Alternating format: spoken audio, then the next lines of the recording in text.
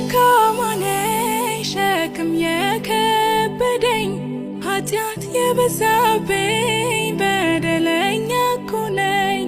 አይደለም ባንተ ፊት የማልመች ለሰው እኔን ለመምረጥ ምክንያቱ ምንድነው? ምን አለኝ ምን አለኝ ምን አለኝ